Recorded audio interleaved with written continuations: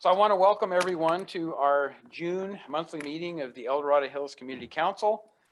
We're a week late compared to the normal schedule. There were some conflicts with the fire department use of this conference room, so we moved to today. So we're always willing to try to accommodate because the fire department is so accommodating with our requests. So I want to thank you for continuing to support this activity, and we're willing to be flexible and move around when we need to. So all that worked out well.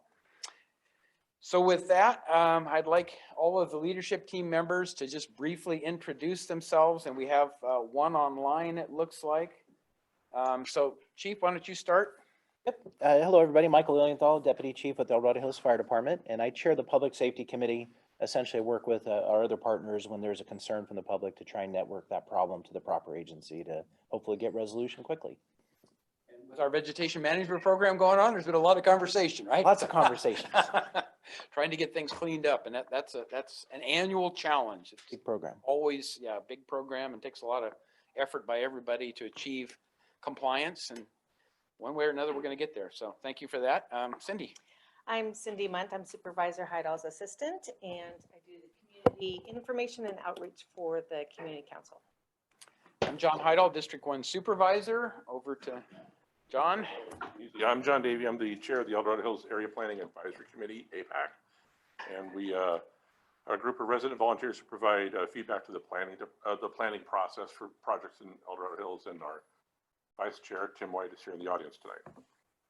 Okay, we have a guest speaker, which we'll get to, Chris Whitaker, and we'll let him give you an introduction when we get to that point. So he'll be sharing information about the El Dorado County Fair, which is rapidly approaching. It's this week, and so hopefully we can raise some excitement and share some of the programming that's going on, some of the things that'll be happening for people's interest. And so with that, I see Richard Ross. Can we bring you up? I think you can, at least audio wise. We're good. Okay. Okay, we're good. Good governance. This last week, the public got out to do and show if they would participate. And it looks like El Dorado County had a fairly decent participation rate. I haven't seen or researched the final numbers, but it was being projected around 61%. Okay, that's good news.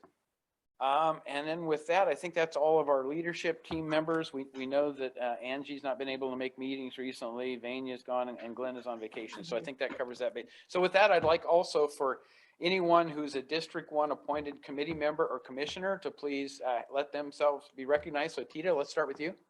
Tita Bladen, El Dorado County Commission on Aging. And this Thursday, we're going to be in South Lake Tahoe at the Senior Center there. We're going to have our monthly meeting in South Lake Tahoe. Good, and that's one of the programs the seniors always have is an outreach. They tend to move their meetings around. There was one in El Dorado Hills recently, down at the Senior Center. So they like to get into communities where they can encourage the local seniors to attend and share with them the ideas of what we might be able to do in our program to improve and increase the outreach, make special presentations, share some more information on services, all those kinds of things. So it's very, very valuable commission for the county to have, is working with that seniors. And there's 11 people. Is that what it is on your board? 14 members. We're missing one. Okay. Interviewing right now. Okay. So each supervisor gets to appoint a commissioner, which would be 5. And then there's 9 other commissioners that fit into various categories. So our seniors are very well represented in that group. And I know the Board of Supervisors always listens intently to what the senior voice is telling us, what kind of services are necessary. We did annual Senior Citizens Award, year awards, and those I think went extremely well. And unfortunately, the term senior is being discouraged these days through the state legislature and other things. We're now older Americans. So that's all to do with legislation and funding and the craziness we go through. We have to relabel things just to stay consistent. But anyway, thank you, Tita, for your service. Anybody else that you're aware of? I'm not seeing anybody online. So I think that covers. Oh yeah, Steve, I'm sorry. Steve, please introduce yourself. Yeah. Thank you. And many years of service. Dr. Clavier, I think, has been 7 years, something like that. 8. years of service to District 1 on that committee, which is extremely important. John, you know, we're holding, you know when the date is of your next mental health meeting? We haven't scheduled that. I was kind of waiting until we got through all the central stuff because there's just so much stuff out in this community right now. I figured we wouldn't get good participation until that settles out a little bit. Exactly. So I'm thinking, probably September, October, something like that. Okay. So, but we are planning another session. I figured let's get through the most immediate stuff and then we'll have a little bit more time to focus on some other things. So very good. And so with that, I think we have completed the recognitions. So I'll move on to item 2, adoption of the regular meeting agenda. Does anyone on the leadership team would like to propose changes to the agenda? Okay, seeing none, we'll accept the agenda as presented.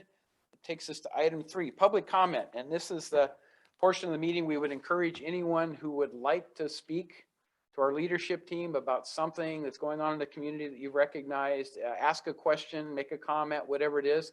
And we would encourage you to make sure you have a microphone to speak into. So there's microphones distributed around the room. There's also the podium mic that I think that works. So either location, either have a microphone or come forward to the podium. So at this time, I'd like to open it up for any public comment from people in the boardroom here. Conference room, anybody? Seeing none, then let's open it up to public comment. I don't see any. All right, so we can move beyond our public comment period, and that very quickly takes us to guest speakers. And so again, I'd like to introduce Chris Whitaker. He's our District 1 Fair Board member. And Chris, I think you've been doing this 7 or 8 years. What is it? Maybe longer than that. Whoa, 12 years. Okay. So right. Chris doesn't live in our district, but he's been a great service to the Fair Board and been very active for many, many years. And so we appreciate him representing District 1 and the discussions that goes on, because our fair is such a wonderful event and the fairgrounds are such a wonderful place and improving with funding that the county has been able to recognize to make improvement to some of the buildings. Some of that's ARPA funding and other things. So we're on a rebuild program.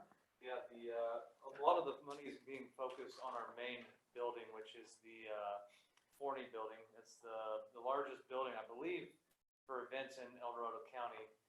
It needs some updating. So recently the county has approved some funding for that. So hopefully the next year or so we'll be able to see some good changes there. There's a lot of things at the fairgrounds that are dilapidated. I mean, things for 50, 60 years that have been there. Some of our drainage, but we've recently got some more money from the county to help repair all the drainage and just give it a little bit of facelift in some places. It's much needed. So a lot of help from the county in the last couple of years. So that's been great. I guess we'll get into the. Yeah, let's just talk a little bit about the program and stuff, the dates and all that. So yeah. Okay, so the fair is this week. This Thursday is opening day. It's senior day and kids day. So seniors 16 over are actually older Americans. Is that what we're calling them now? That's the official title. Yeah. Older Americans get in and kids get in free. The fair opens up at noon and goes till actually goes till midnight. So some of the things to do on Thursday. So we're gonna cover Okay. the daily, but I wanted to make sure the theme for the fair was presented, which is up here. Yeah, it is the magic. The magic is back. Yeah, that's what I thought. The magic. I looked over there. Yeah, the magic is back. Yeah, the magic is back. So I believe the last fair that we had was There Is Magic in the Air, and that was 3 years ago now. So these last 2 years, obviously COVID was the first year we didn't have it, and the second year was the Caldor fire. Did not allow us to have the fair that year. So the magic is back this year. So that's why we went with that theme. And please recognize the Studebaker wheelbarrow races image up here, right? That's the long-standing classic image for the Studebaker races, and we'll talk about that a little bit more in one of the daily events. But that has been something that a lot of people have participated in over the years. I know our former fire chief here, Brian Veerkamp, was an avid participant in those. Still is, He yeah. won several awards. He's still continuing that. He'll still be running this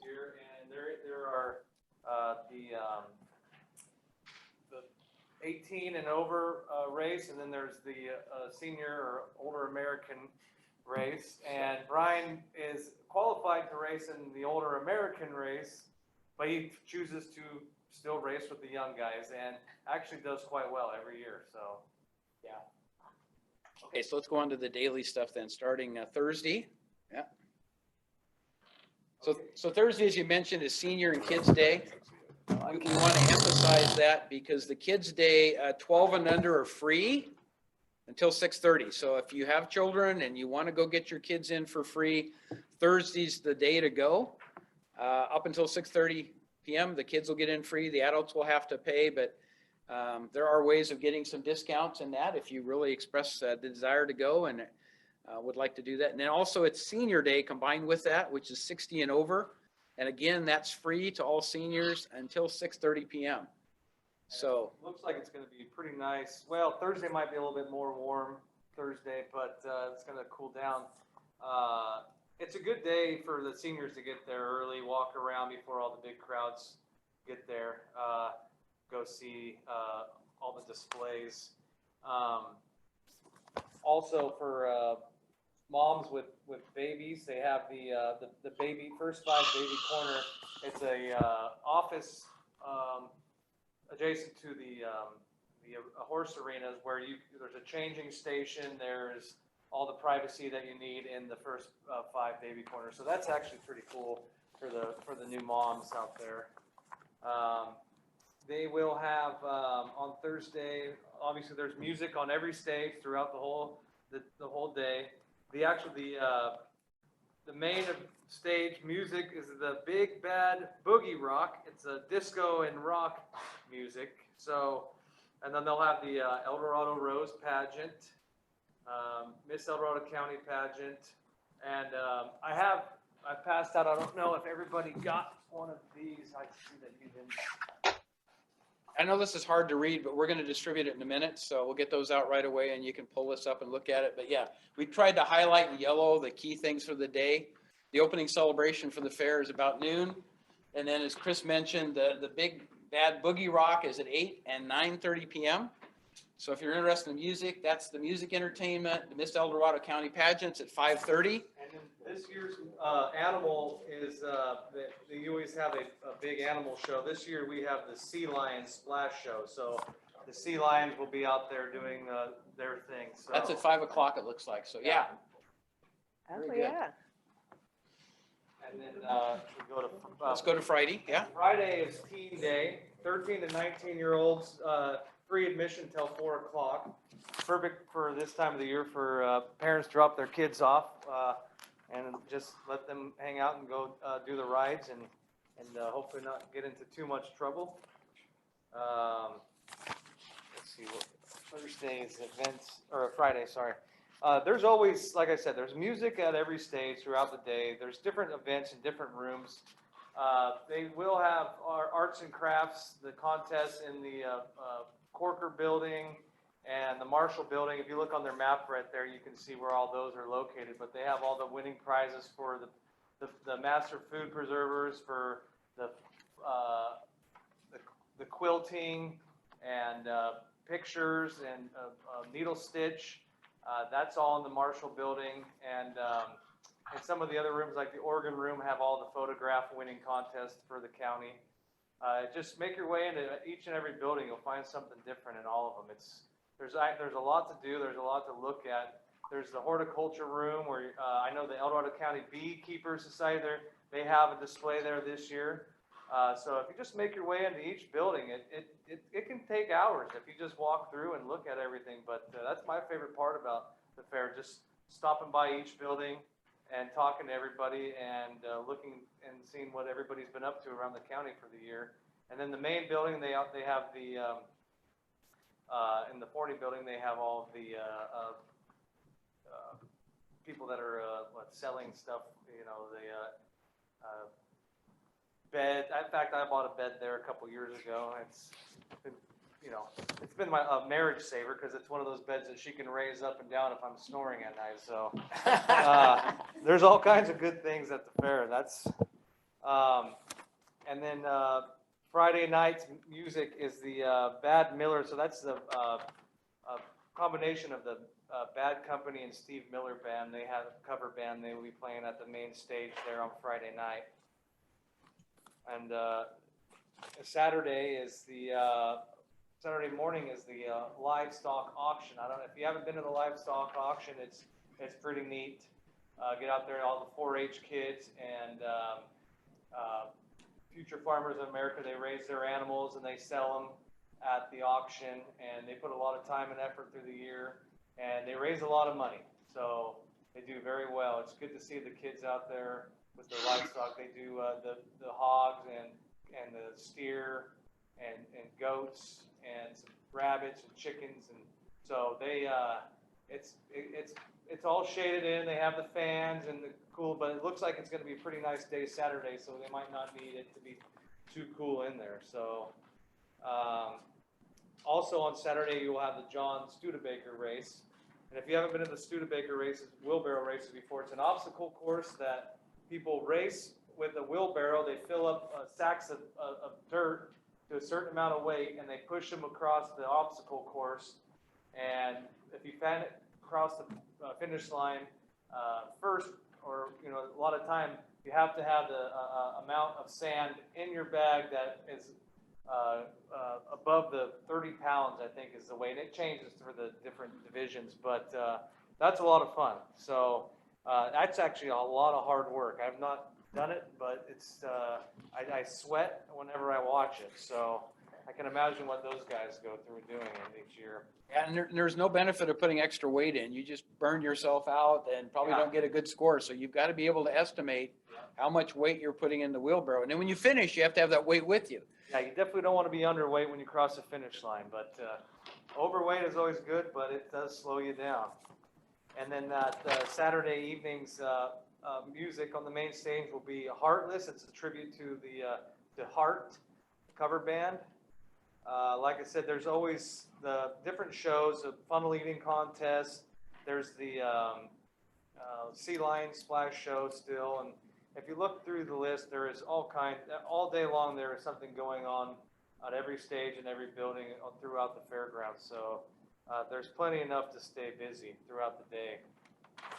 There's the clowns and the jugglers and all that keep everybody pretty well entertained. And then they have animal shows throughout the day in the arenas as well. And then Sunday we have, that's obviously Father's Day, but you can get Father's Day passes that they sell. It's a package. You can get T-shirts and tickets for a discounted rate. It has that all on this package. So, and then that Sunday they also have what they call the Rubicon Jeep Challenge, and that is also on the racetrack. They have an obstacle course for Jeeps, and it's pretty neat. You got a lot of people out there in these big Jeeps, and they try to go over the obstacle courses and get the best time. But it's a lot of fun to watch that. And both the Studebaker race and the Jamboree, the Rubicon Challenge, are both free with the entry in the fair. So there's no extra charge to get into that. And that's evening. The music for that is the Legends of El Dorado, which is all the bands, anybody that's made it somewhat big, in El Dorado County, or had a hit song or popular in El Dorado County for at some time. They all get together and they play on that main stage on that Sunday night. So you were born and raised around here. I know there's a lot of small time bands that had a one-hit wonder or something like that through the years. They usually show up and play there on the main stage on Sunday evening. So, and Sunday the fair closes at I believe 10 o'clock on Sunday, but midnight for the rest of the week. So. I don't know if we want to. Fun-filled week, right? Tell you what, 4 there- nights. There is a lot of fun things to do there. Yep. Like I said, if you look at that schedule, that calendar, there is always something going on there for everybody. So just peek your head in all the different rooms, and you'll find something in there. The other thing I'll mention is I know there's a lot of booths that are going to be there, service booths types of things. So Pioneer Community Energy will be there with a booth. They're going to have it staffed all 4 days. So if you have questions about your solar conversion or whatever, gives you an opportunity to enjoy the fair and stop by and talk to them.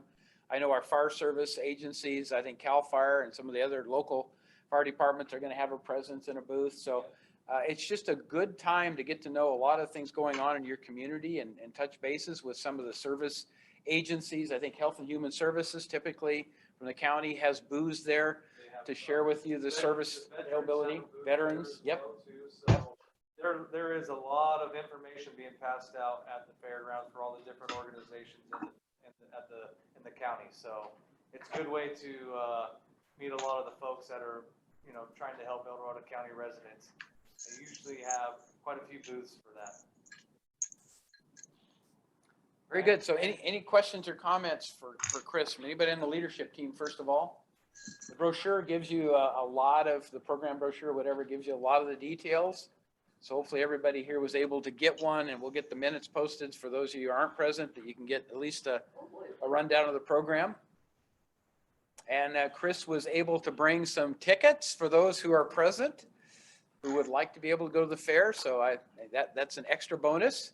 Thank you, Chris, for that. I know you're always very generous and trying to help make sure our active participants here get an opportunity to attend. So anybody on the leadership team, first of all? No. Not seeing any, then let's turn it. Not seeing Dick. So public input. Yeah, Maria. Well, I did not hear any mention, so I'd like to give a shout out for all the work that the Master Gardeners do. And the master food preservers. I mean, they're a team, right? You can't Yeah, separate well, the two. At least they were on there with free tastings. Yes, yes. Here, all we saw was info booth, which sounds boring as, well, you know, anyway. So there we are. You know, there's been a huge uptick in interest in home gardening. So hopefully tons of people will come by and look at the flowers and plants and fruit and vegetable entries. Yes. Competition. The Master Gardeners, I'm sorry, I left them out. They're a very important part of the El Dorado County Fair. They are there every year and they have a huge presence. They have a huge space to take care of also. Yes, they do. They take care of Dilapidated space. all the gardens around the fair. Everybody takes care of those. But my wife has recently got into the gardeners, so she's now friends of them on Facebook and the beekeepers. And so she's been keeping me pretty busy with taking her to all these events and funding it as well. So I would just like to point out that it's not too late to enter a rose or anything else. Entries due tomorrow by 4 o'clock at the fairgrounds, or up to midnight if you enter via electronically. And your entries have to be in by 8 o'clock on Wednesday. So it's not too late to bring them in. We were there cleaning out the Master Gardener building, the flower building, last week. It's been decorated. It's going to look really nice. And we want a ton of entries because people during the, when we were all out with COVID breaks and all sorts of other stuff, people were getting back to home gardening. So bring your favorite rose, flower, enter it in. It costs $3 to enter, and you might get a first prize. Ribbon and cash. Yes. Very good. So, I want to make sure that we thank all the volunteers that were involved with putting the fair together. I know the Master Gardeners have a major aspect of that. Master Food Preservers do. A lot of volunteer organizations throughout the county put their heart and soul in having a successful fair. So I'm hoping the weather is compatible. We get a great turnout this year, and we can get back to the magic that's referred to with the county fair. So hopefully there's a building block thing here with some funding to start improving facilities, and maybe we can continue that and renovate some of the older buildings and put in some newer structures, or at least remodels, and bring that fairgrounds up to tip-top shape. So also there is free parking at across the street in the park and ride, and you get a shuttle over, and I believe they should have another At the government center. at the government center. Yeah, Right. there's another one. Page 37 in the. Yeah, I wanted to make sure I got everything, but obviously I Oh, was it's gonna be- jumping around. Okay, page 37 has the shuttle parking and where they will be picking everybody up for the free shuttle. So Also, this year we have, what is something new. It is an app for the fair. You can download the app. It's called MoPo, M-O-P-O, and it will give you a list of things in case you don't have the booklet with you. There's another way to find out what is going on at the fair through the app here. So I downloaded it and looked up, tried to find everything, and they have quite a bit of information on the app as well. So. All right, so support our, yeah, Ron, go ahead. Regarding the shuttle service, do you know how often the shuttle is going to be running? I think it consistently 15 minutes? throughout the day. I think they go and drop off and come back. I think it's a continuing loops type of system, so it might be 15 minutes or something, because it's very close, obviously. Okay, but even in the, rides, but even in the past, the golf carts be going through the parking lot, will pick people up and just take them to their cars. I don't want to speak for it this year, but I know that's what's happened in the past. And I would just say that I prefer the county fair to the state fair by a wide margin, so. yeah, the corn dogs are better and the popcorn's better too, right? So And it's a little bit more reasonable to go to the county fair than the state fair. Just go to the app store and it's MoPo, M-O-P-O. very good. Any other public comments in the room? Not seeing any. It doesn't look like we've got any hands raised online. So again, thank you, Chris, for sharing with you what the events are. And I'm encouraging everybody to show up at the fair. I know I'm going to try to make it at least one day, maybe 2 days. So I'm hoping to get up there and participate myself, because the last time our family did that, they just thoroughly enjoyed it. There's just so many things going on, particularly for the kids.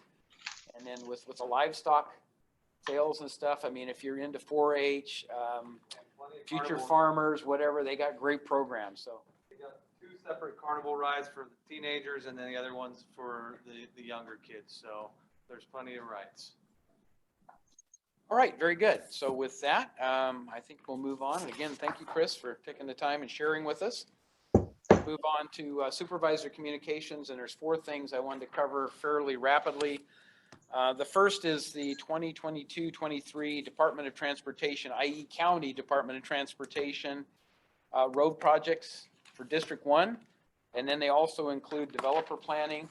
So we received an email from Rafael Martinez about the various projects. I'm not going to belabor these. I'm just going to give you a snapshot of what's going on. The first that is a road improvement project is the El Dorado Hills subdivisions. And this year, 2022-23, the target subdivisions are Mormon Island, St. Andrews, and Shadowfax Lane. They're going to repave 4.71 miles, and the total project cost is estimated to be $2.1 million. So figure out 4.7 miles costs us $2.1 million these days to get resurfaced, repaved, all that work. So this work is extremely expensive compared to what it has been in the past. So, but that's the subdivisions part of it.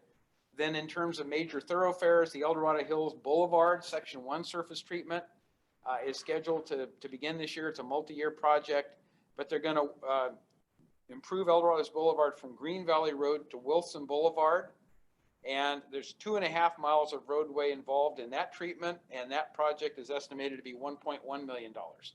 So they're going to do El Dorado Hills Boulevard in 2 sections, but this is the one that's near term. The follow would be another phase. So that will happen probably, hopefully next year, if we continue to find the funds through the state gas tax monies, et cetera. So we can all look forward to a portion of El Dorado Hills Boulevard being improved in the very near term here. Green Valley Road rehabilitation and surface treatment. Phase 1 consists of roadside brushing of 7.6 miles.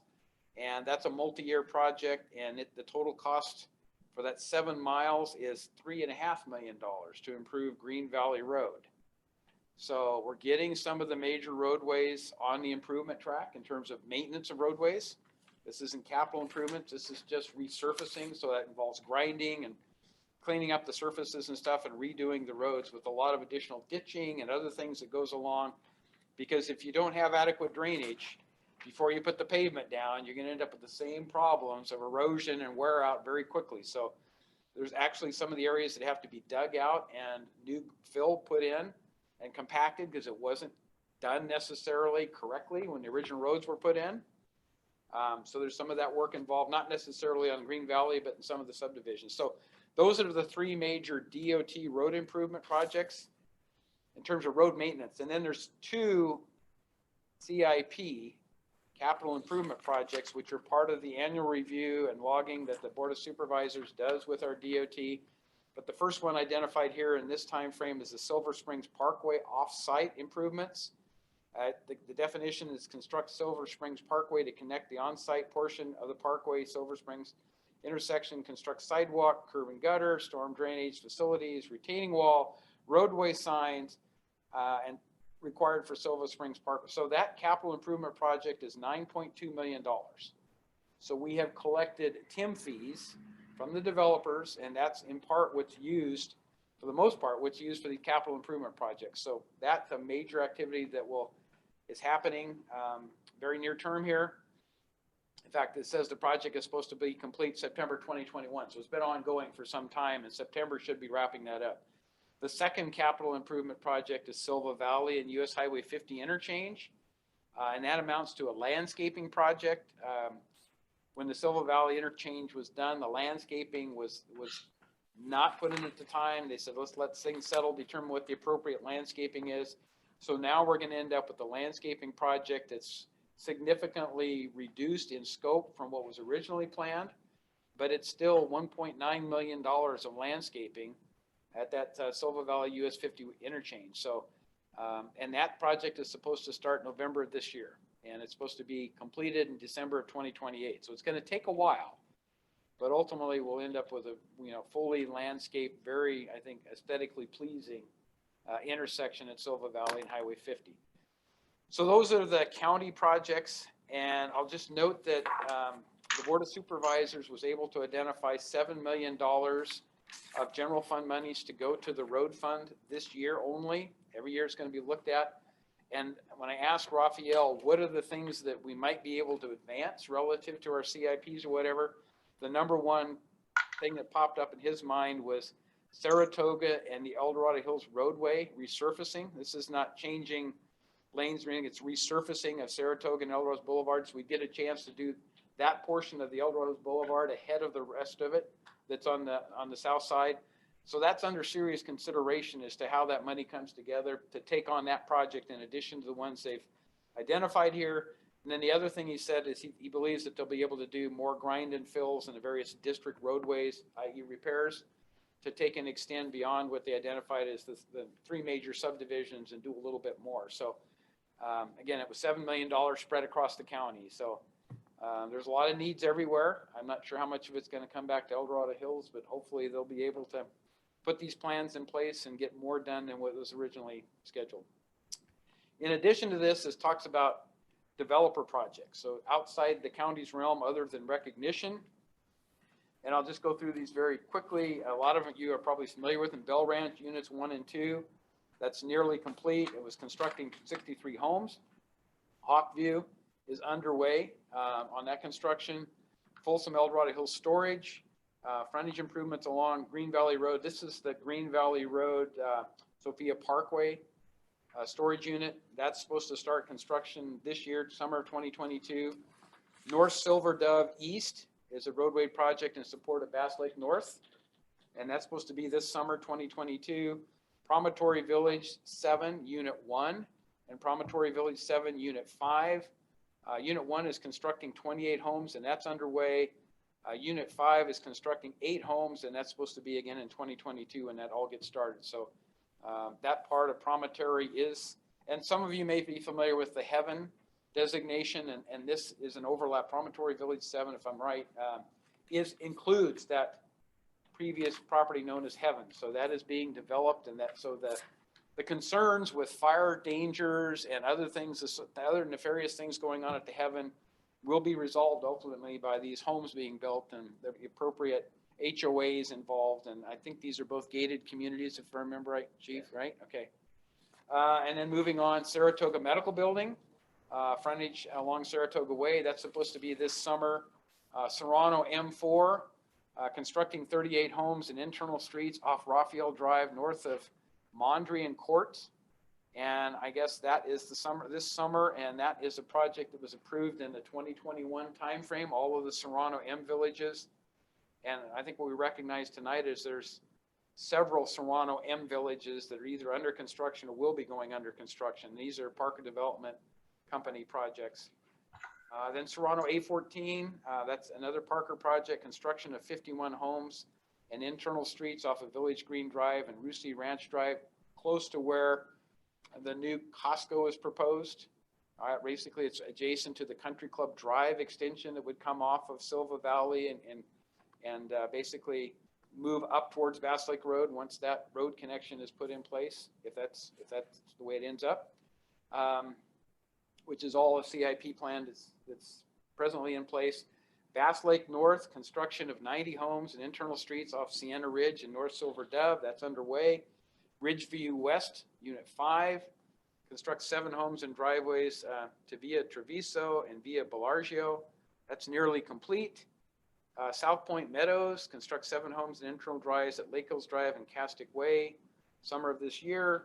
Summerbrook, underway, construct 29 homes and internal streets off Green Valley Road west of Bass Lake Road. Saratoga Estates, Village 2 and 3, construct 203 homes and internal streets off Saratoga Way. That's nearly complete. And then last one is Ridgeview Unit 9, construct 43 lots and road improvements, and that's the summer of 2022. So people are right when they say there's an awful lot of development going on in El Dorado Hills. There's an awful lot of new homes going in. I would just point out that most of those are the result of specific plans that were approved in the late 1990s, early 2000s, that are just now coming to being built because of other priorities or funding or whatever. So we will continue to see a list of these previous specific plan approved projects, I'm sure, move forward through the construction phase. And Chief, did I leave anything off? I know you guys keep very accurate records as well, but. No, I think you did really well This summarizing. came from DOT. I was just trying to summarize what they had. So we will continue to see a lot of construction. I recognize that creates dust, it creates noise. I know the developers have tried to make some special accommodations to deal with those things, sometimes successfully, sometimes not so much. But we'll continue from my office to try to interact with them and make sure they know the public's concerns. And I will just say that Saratoga Estates has been one of the most responsive, right, Cindy? Oh, yeah, they're great. We get emails about issues up there and stuff, and we pass those on, and they respond immediately and get a team of people looking at it to address. That, to me, is a model developer in terms of their responsiveness. I mean, I know a lot of people aren't happy with them, but the bottom line is they've been much more responsive than other developers have. So kudos to them, and we'll continue to work with them in any of these developments to try to make sure that when concerns are raised by the residents, that the developer knows about them, right? That we communicate with them what those issues are. So I'll leave that one at that. I know that was kind of long-winded, but I'm going to move on quickly.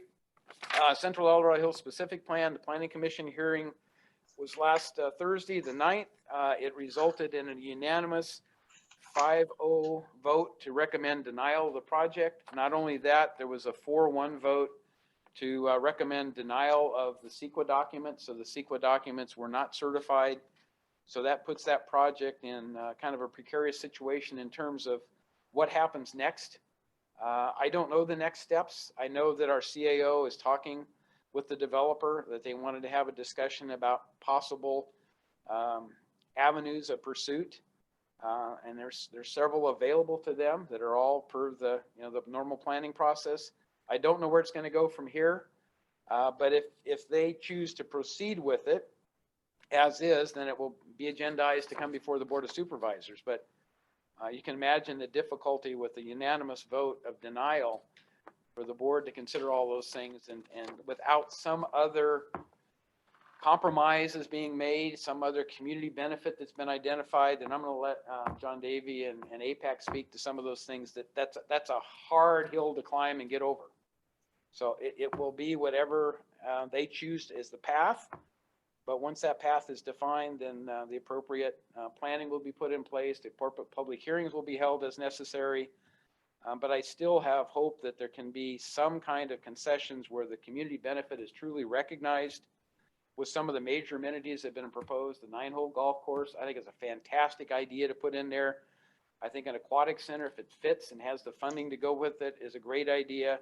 I support the building of a new senior center. But the CSD and Parker need to somehow come together to try to decide and determine how they can make that work, if that's all going to go forward. Otherwise, the project won't move forward in its present proposed status, and we'll see what happens from there, because they clearly have the ability to build. It's been identified within the entitlements they currently have. And that's both promontory and within the existing El Dorado Hills specific plan, Village D1, I think it is. And they have the ability to sell property should they choose to do that. So maybe ultimately they can engage with the CSD in some kind of a meaningful negotiation where everybody feels like the right thing is being done, because we haven't been able to achieve that in the past. So I'm an eternal optimist. I hope that we can get on a better path than what we've been in the past, but that remains to be seen. So with that, I'm going to move on to our budget approval. The Board of Supervisors did approve the 2022-23 budget with the finalization that we held a special budget hearing. I'll just remind everybody that it's September of every year we do a true up because we close the books in June, and oftentimes we don't know the residual balance in the accounts based upon closing the books until we get into September. So we're anticipating being able to recognize that we may have excess revenues that have been identified in addition to what the board is currently authorized for expenditure. That's the typical situation. And so with that comes opportunities for the board then to consider, of that additional fund balance that gets carried over, how do we apply it? Do we look at the board, the fire department's request for the search and rescue type of watercraft on Folsom Lake? Absolutely. I think so, and I'm a big supporter of that. Do we look at some of the other things that have been brought up that would be great additions to the community? There's some agencies that felt that they kind of got left out of things. And my answer to that is yes, we ought to consider all those things. So sometime, I don't know the exact date in September, but we will have that true up where we know what kind of funds are available. And if nothing else, the county will typically either put that money into a capital fund, capital reserve fund, or we'll put it into a contingency amount if we don't specify additional projects to take on. But I think we're going to end up with a situation that we have some additional money to dedicate. And from my perspective, the sooner we can get it committed and the work completed, the better return on investment the taxpayers have. Because if we take money and put it in reserves or contingency, as we know, with 8.5% inflation or whatever we're going to end up this year, next year we can't buy as much. We can't buy as much service. We can't buy as much material. So the sooner we can recognize a project that has major public benefits and get the money applied to it, the better result we'll have. So that's kind of something to look forward to. And then the last thing I did want to mention that the homeless shelter work in the Placerville area is moving forward. We're continuing to have those discussions. That's an engagement between the El Dorado Opportunity Knox Continuum of Care Group, the county, a lot of nonprofit organizations and agencies that are working to try to better that situation. So we're still looking at a lot of alternatives. I will mention today that the Human Rights Commission had a community forum that was held at 10 a.m. up at the Office of Education. I've got the program here. There were several speakers involved. The Continuum of Care was there, Housing El Dorado, the upper room, dining room. We had participation from a number of people. Betsy Cromer representing Green Valley Church, the Commission on Aging was involved, Mental Health Commission was involved, the Office of Education was involved.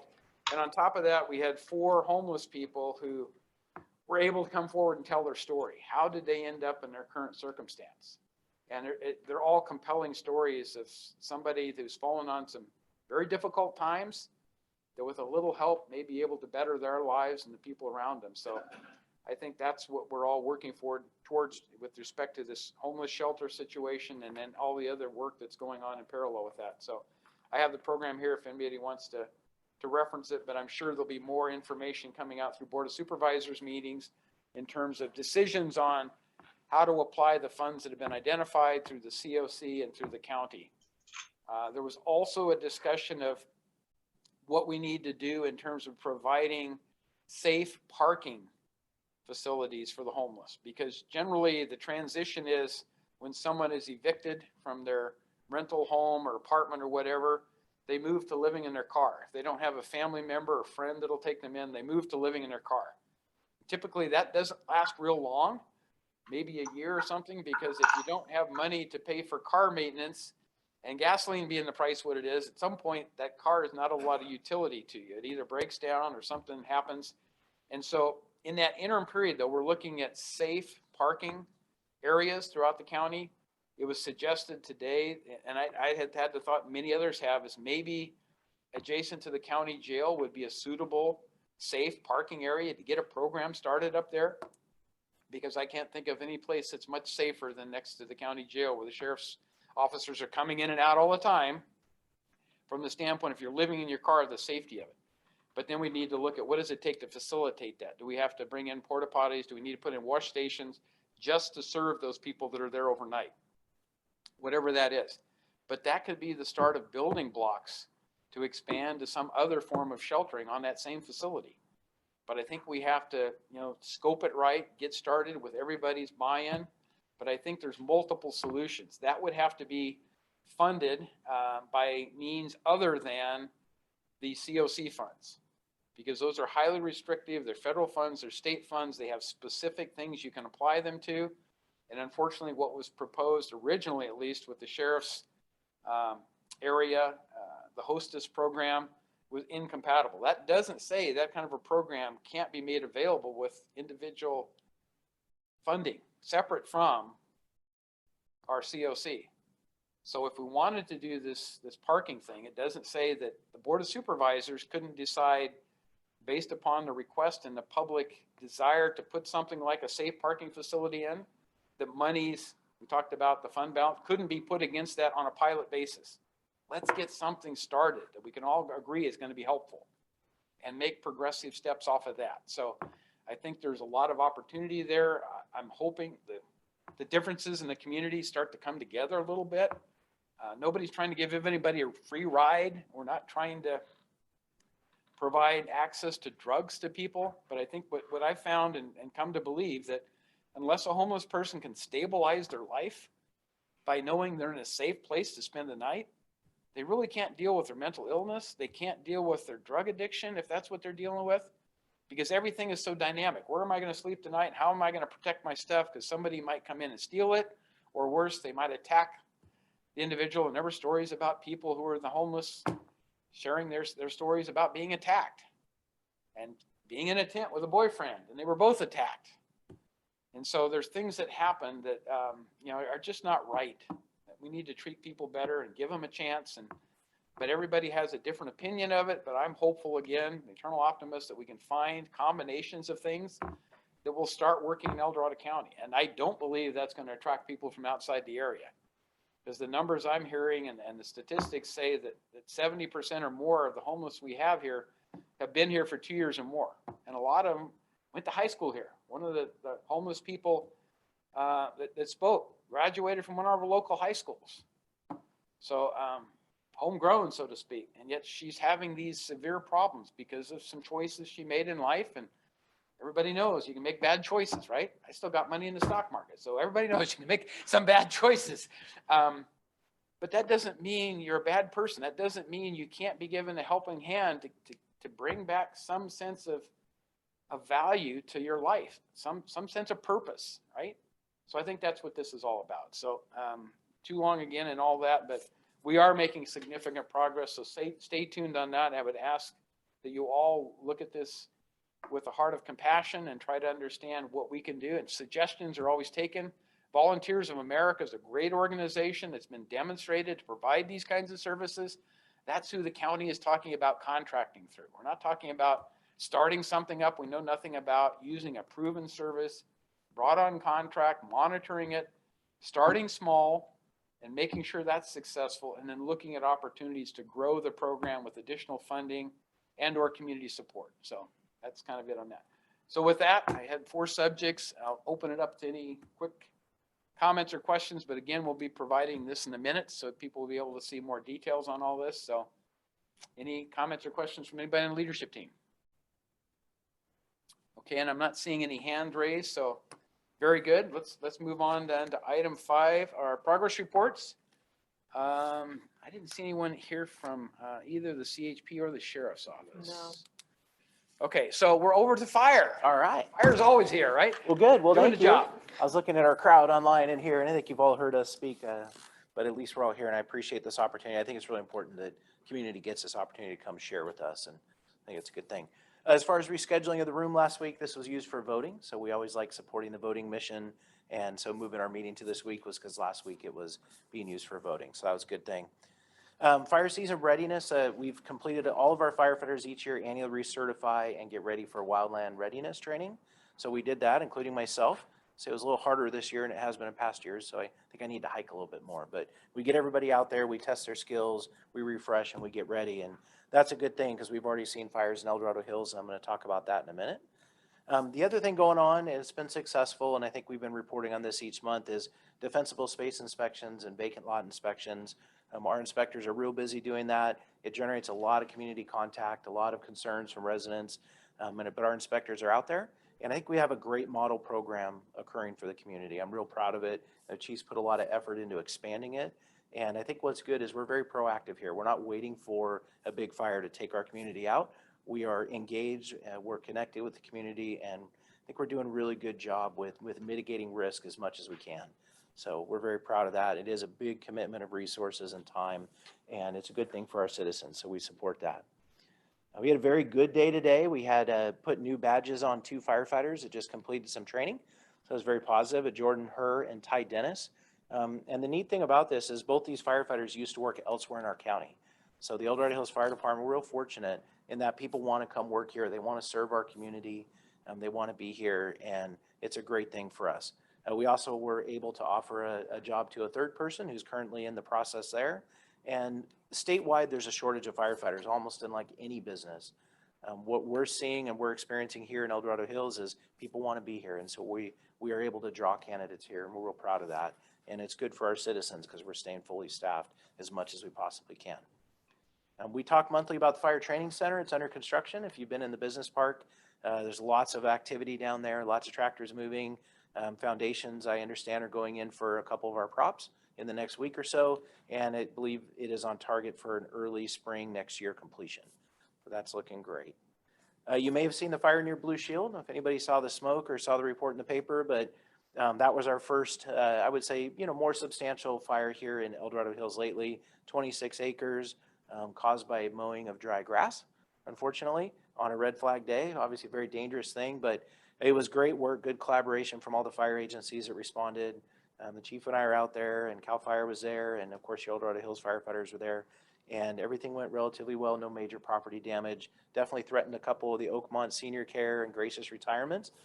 Caused a lot of concern for those residents there, but ultimately that was successful in mitigating that without too much of a risk. You mentioned something about the boat in Folsom Lake. We are seeing activity increase. Lots of people are out in the lake right now, especially because there's water this year. So that's been great. But we are getting drownings and boating accidents, hikers and bikers going down on the trails.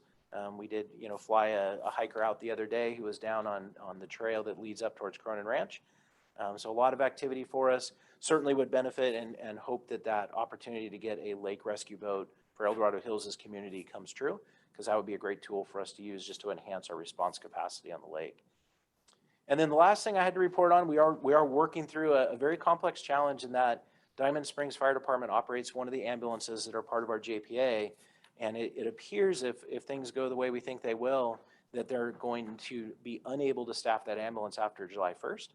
So our chiefs are all together throughout the county, and we have a good group of fire chiefs throughout the county. We all collaborate really well. I would say we're all pretty close for the most part in our friendships, and so we're working through that challenge right now, and we're looking for different ways to continue to meet the service demands while we figure out how to staff it or restaff that ambulance that might potentially be stopping service.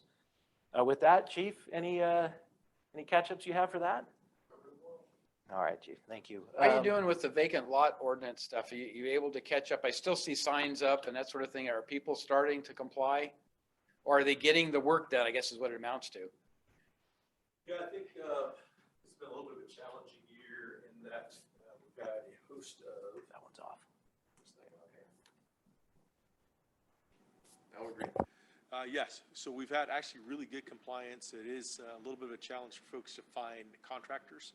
This late in the season, contractors are picked up really quick, or they're assigned to bigger contracts outside of the area, and so they focus on those. So, but we are having pretty good success. We just had 3 additional dispensable space inspectors start, so you'll start to see a lot more progress in those.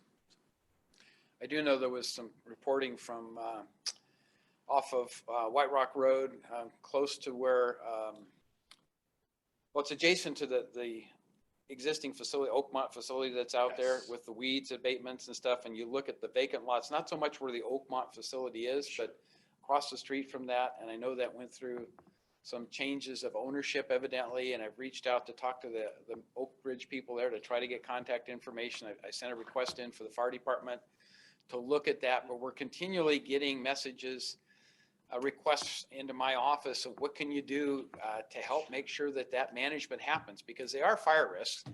As we all know, there's always the incident where somebody, it's particularly adjacent to a roadway, right? The cigarette butt twisting, whatever it is, or flipping, and then all of a sudden you got a fire in that grass and it takes off, and then you have something significant threatened, like maybe the Blue Shield facility, right? So Yeah, that's one of the areas that, we obviously know we've had a vegetation management program for a number of years. However, we've modified it and changed and made it a little bit more robust. The last probably 2 years, we've actually had specific and identified defensible space inspectors that focus on that. Now it's looking at the program to make sure that we can maintain that, we can sustain what it is that we're increasing. And so I think you'll see our program get a little bit more aggressive. Primarily, it's focused on the vacant lots right now, but fires don't always start at vacant lots. And so we need to look at the others. The other thing is we're focused on the 1 to 2 acre lots and below, where obviously this was a much larger lot than that, 135 acres. I think there's 2 parcels that it impacted, but we need to start looking at those as well. So as our program develops, as our program continues to come online and falls in alignment with 5101 and working with the county and having consistent defensible space inspectors there, I think that we'll be able to have a more robust program in the future. very good. I appreciate all your efforts, because like I said, our office is always hearing those inputs and stuff, and we refer them to you, and most of the time something happens fairly quickly. So appreciate that. I know everybody's busy, but just paying attention to the stuff that's high risk. Sure. Obviously right next to the roadways, that to me is where we need to start. And I've encouraged DOT to look at our county right-of-way stuff.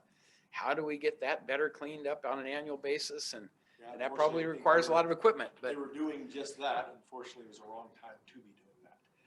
So that was a whole nother problem. Right. The other thing is Right. just reminding people to use the county complaint system.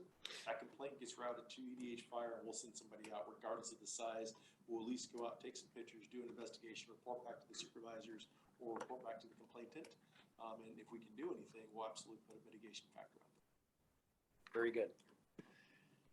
So I think that completes the public sale. I'll just ask anybody on the leadership team have questions? Well, let Chief sit down first.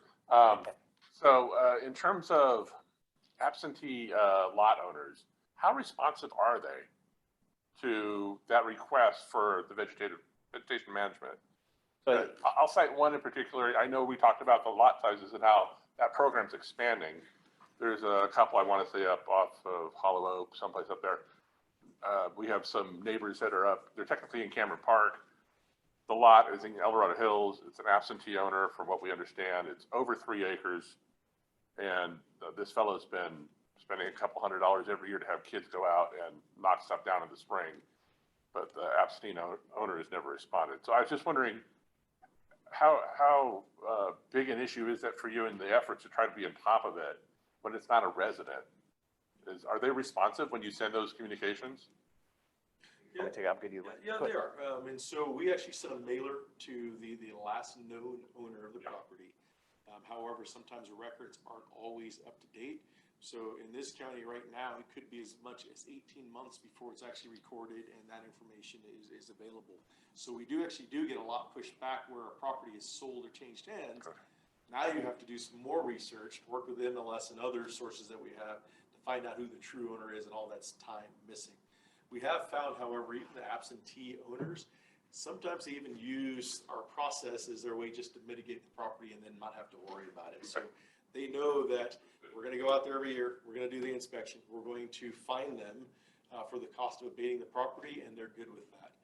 We're putting signs out there on their property, so somebody knows them, that's helpful as well, but the answer is yes, we actually get pretty good response.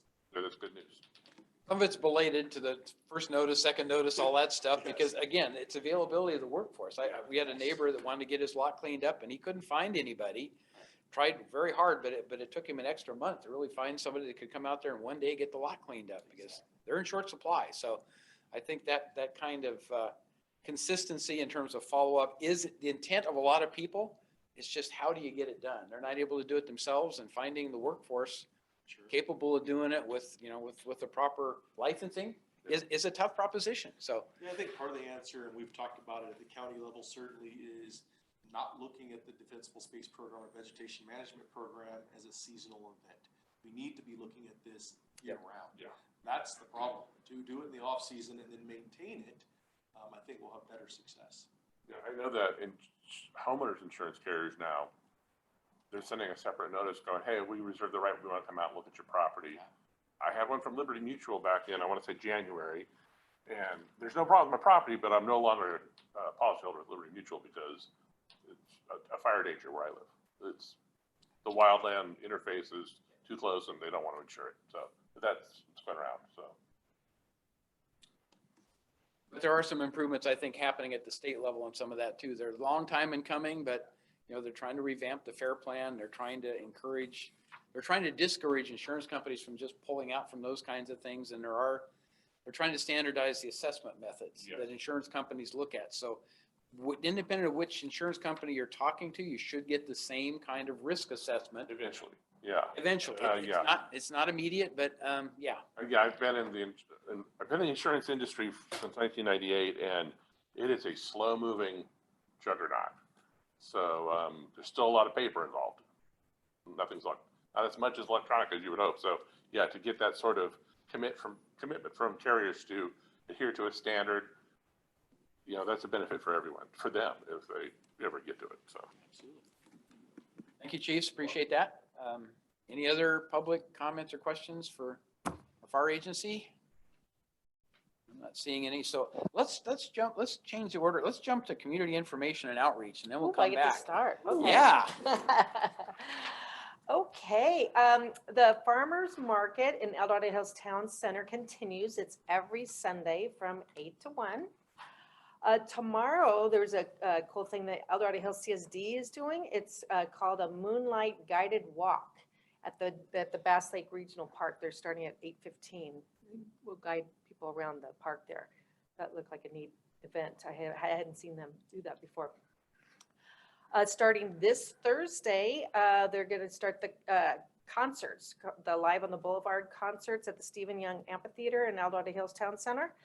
They are from 7 to 9 this Thursday. I believe it's a Tom Petty cover band. So those are always a lot of fun. It's going to be good weather. So probably a lot of people are going to be out there. And of course, Chris discussed June 16th through the 19th is the El Dorado County Fair, which finally is back. June 24th, the El Dorado Hills CSD is starting their summer concert series. And that is from 7 to 10 p.m. on that Friday. And on July 2nd, the Fireworks and Freedom concert at El Dorado Hills Town Center is coming back too. So that's exciting. Gonna be a lot of people there with the new Town Center apartments. We're gonna have some good viewing there. So a lot of stuff coming up. The biggest question we had is where are they going to set the fireworks off? Do you know, Cindy or Chief? I mean, there was talk about being on the top of Town Center apartments, but I thought, whoa, that's different. At the lake, right? On the road. Is it a secret? No.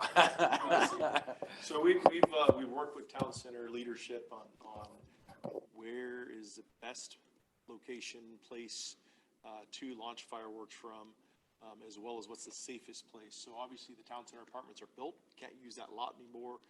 The last time we had this celebration, it was on the ponds out there, if you will.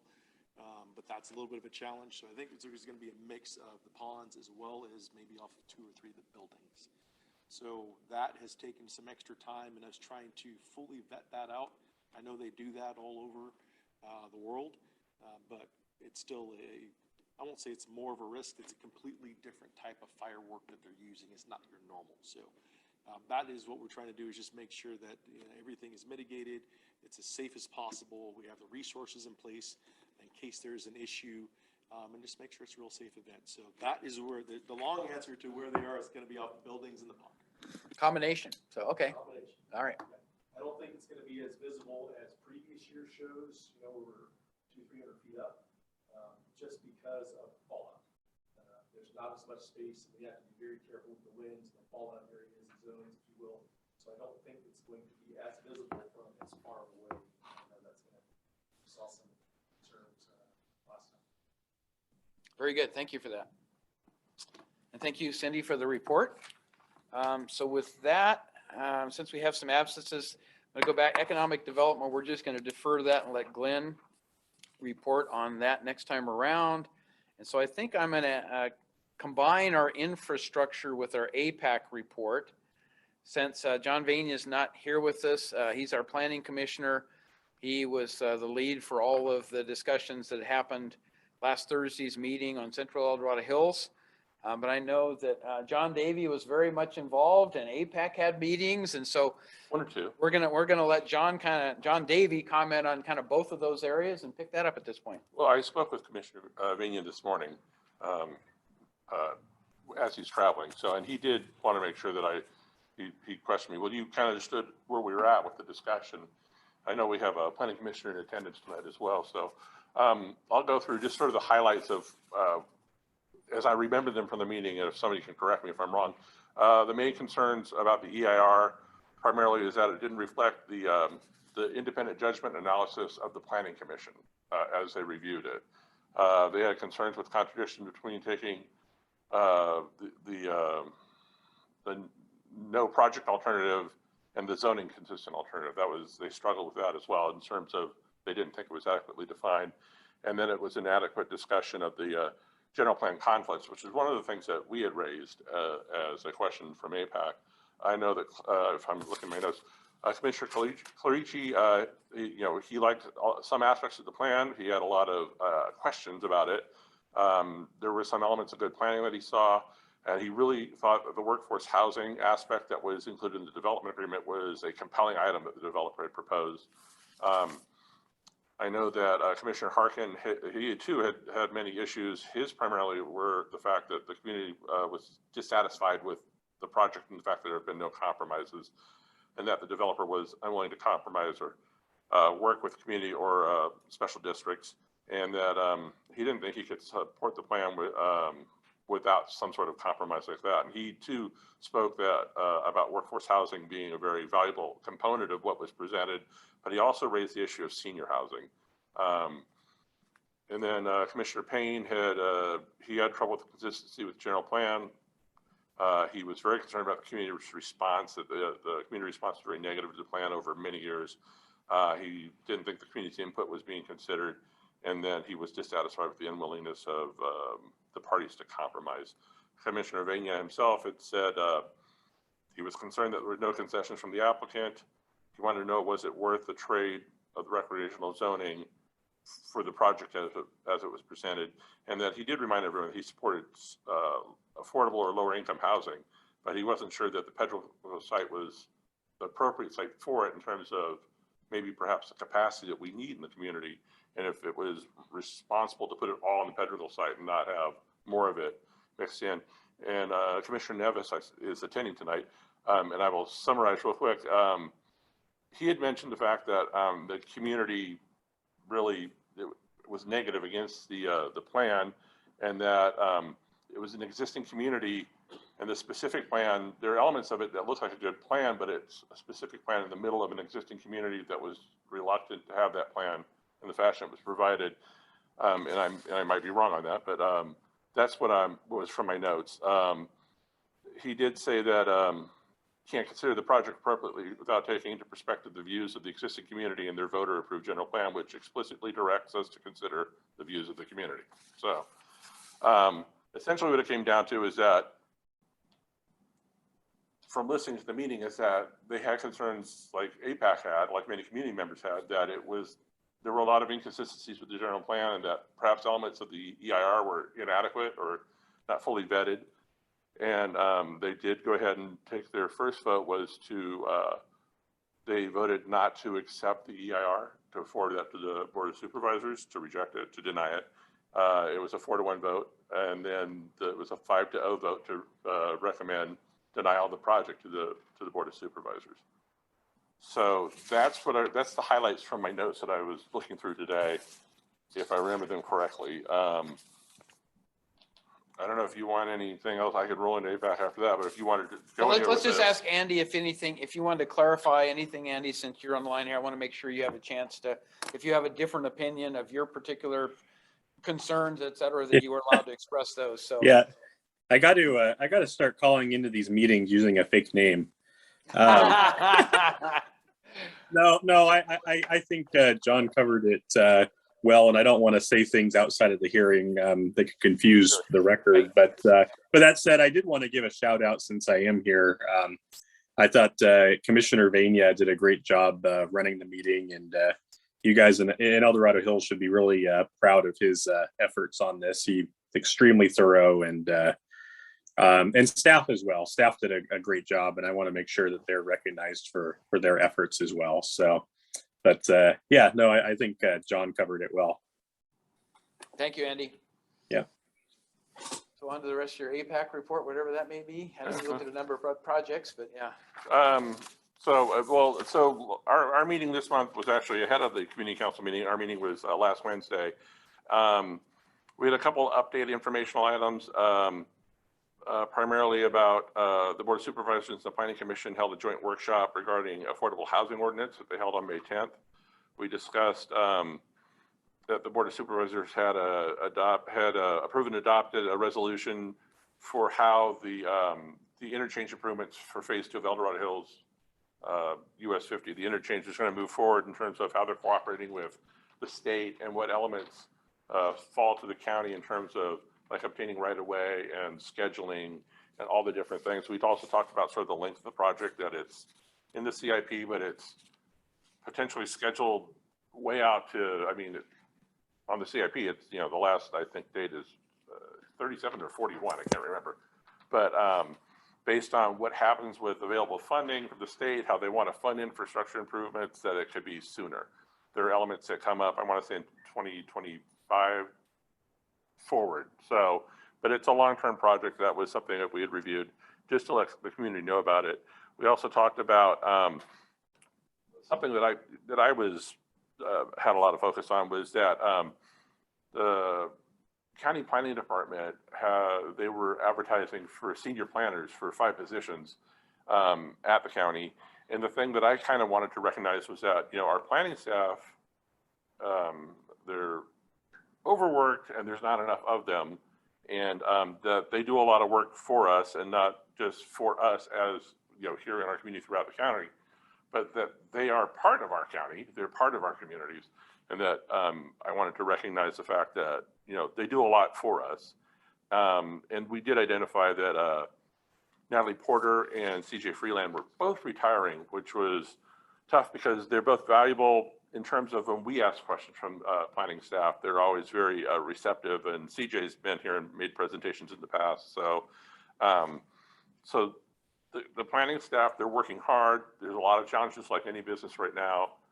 We had a pandemic, we've had fires, we've had lost a lot of infrastructure in parts of the county where people live, and they really have prioritized, with all the challenges that they're in front of them, how they're processing planning applications and getting things done so that, you know, we're represented well in terms of how projects are approved or shepherded through a process.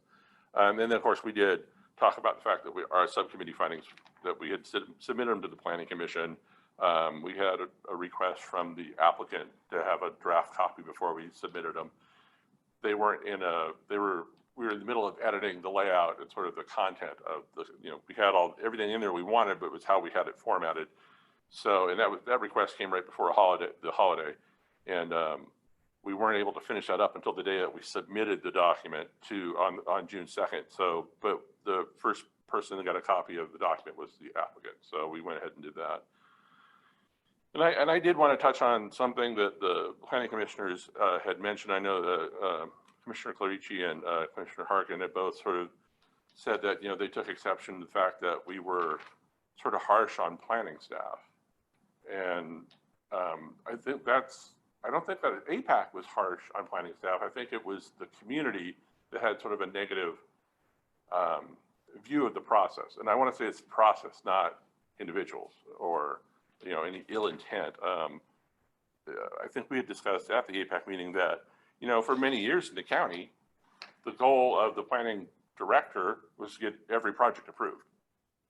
That was, I know that you said it in past. So when we look at, and this is a project that started under that planning director. So when we looked at how community concerns were perceived, that they were dismissed sort of out of hand, that, and I'm not going to mention any developers, but I will say that I've sat with different project applicants that have treated county staff like it's their staff. And that's, you know, that's the perception we're seeing. That's the perception the community's seeing. So that's tough. You know, it's a collaborative process. You want staff to work hand in hand with the applicants because you want a good result. And the perception for us and for many of our volunteers was that it seemed to be dismissive of community concerns, which the Planning Commission sort of recognized that, you know, the community has legitimate concerns and nothing of substance had changed with the project. And so, you know, and I think, I'll just say it again, you know, we had mentioned, you know, the planning department is overworked and there's not enough planners. There's not enough staff. So I don't see that we have a negative review of planning staff. I just think we have a negative view of the process. So, so our next meeting, to wrap this up in a bow, is July 13th. I have no idea what the topic's going to be because there's nothing readily apparent in front of us. If it's something minor, we'll probably do it in a virtual fashion. If not, we'll probably be back here for something more official. Tim, did I miss anything? No, you did not. Okay, well, sometimes it happens. So, Well, thank you, so if John. there are any questions, I probably don't have the answers, but go right ahead. Questions or comments from leadership team? I would just say you guys do a great job, you know, with the analysis. I did read the work you did and you guys put a lot of time into that clearly. So that was well done. Just And I- at least in the depth of research. Wow. Yeah. And we did not want that document to be as long as it was. But once you touch something, it touches everything else. It's impossible to do not talk about something else where you see sort of intermingling impacts. And I will say, and I've mentioned it publicly at APAC meetings, and I think I mentioned it to the commissioners, that we got a lot of emails right away after that meeting was over with congratulations, and I don't think that's appropriate. I feel that I'm disappointed in how this turned out. There was an opportunity over a decade to make a better project, both for the applicant and for the community. And, you know, we're just volunteers trying to offer that feedback. We can't do the project, we can't, I mean, we can ask, and we have, but there are a lot of things we asked for that we just never got answers for. So I was disappointed that it came to that. So, and I'll just leave it at that. Dick Ross has his hand up. Ross, yeah.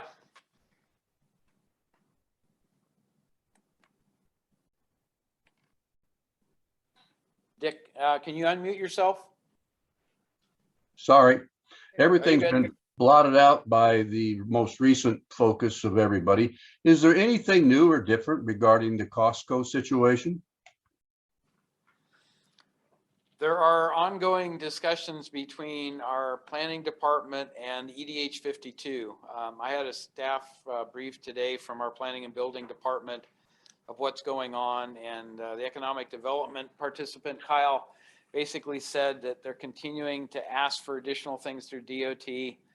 I'm not sure it's making much progress at this point. The main thing that EDH 52 wanted was access to the project on essentially the east side of Silva Valley Parkway that would be very close to Highway 50. So between where Highway 50 is and between where the country club interface would be, the interchange, intersection would be.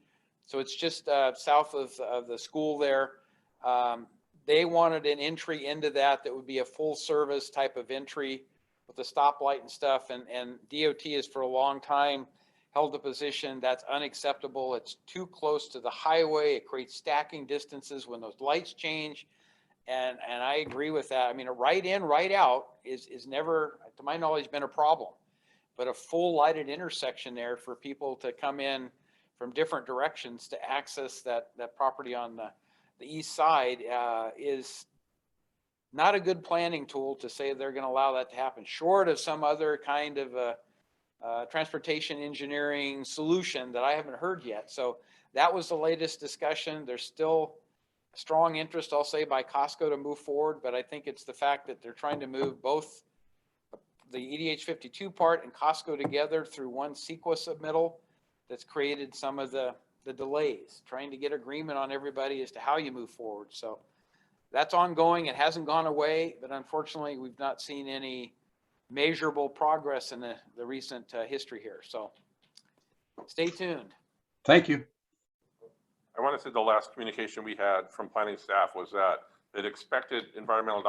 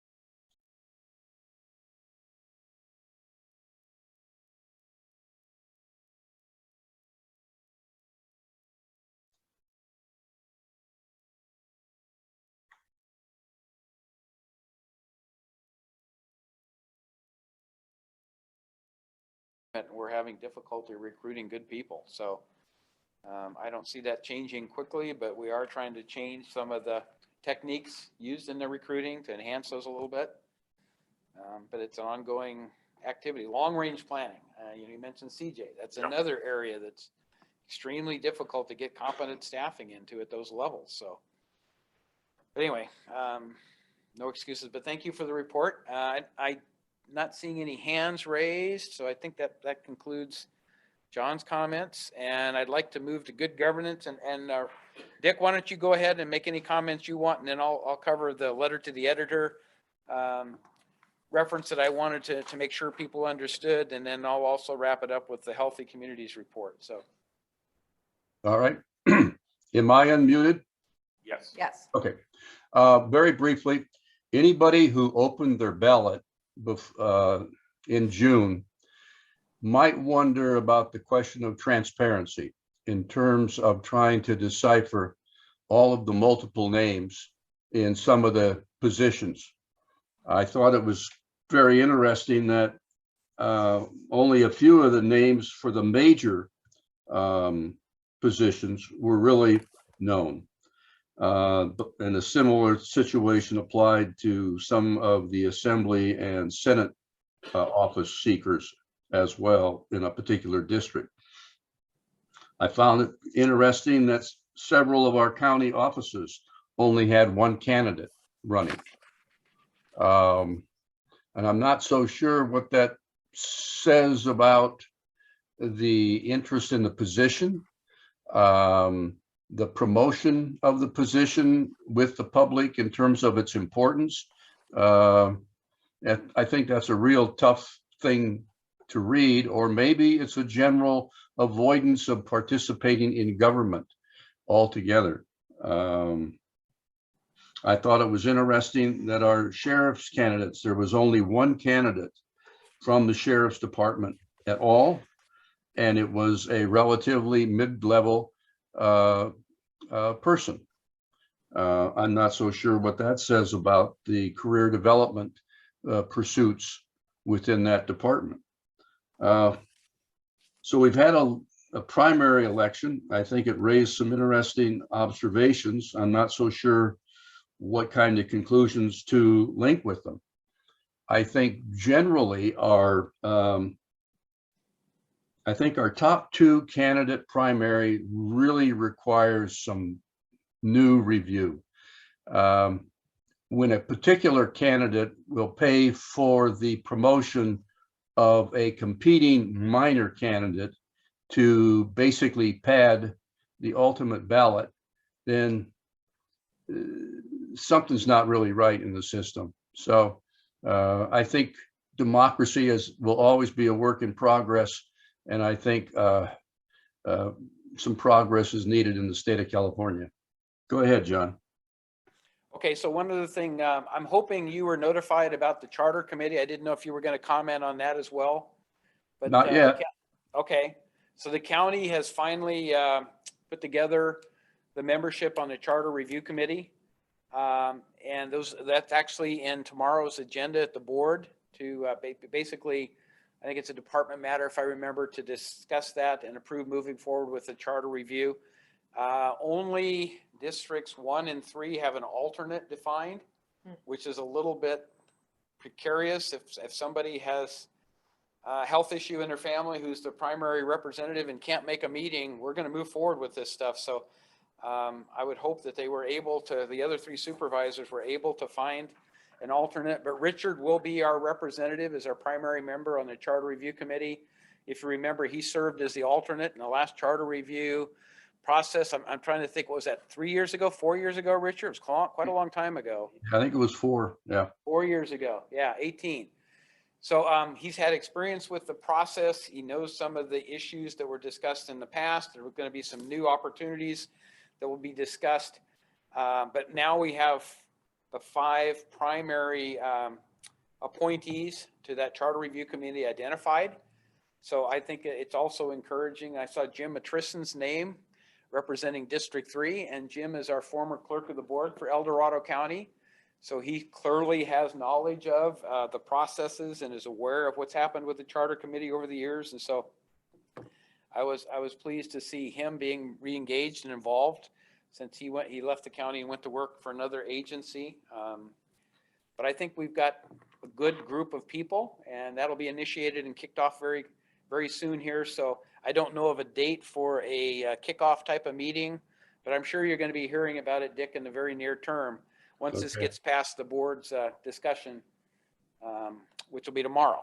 And then we should be able to move forward with that fairly quickly. So just anticipate getting scheduling some meetings together and moving forward with that. So, and then in addition to that, going back to the comments relative to the Mountain Democrat, I just wanted to reference an article that was submitted by a gentleman by the name of Scott Taylor.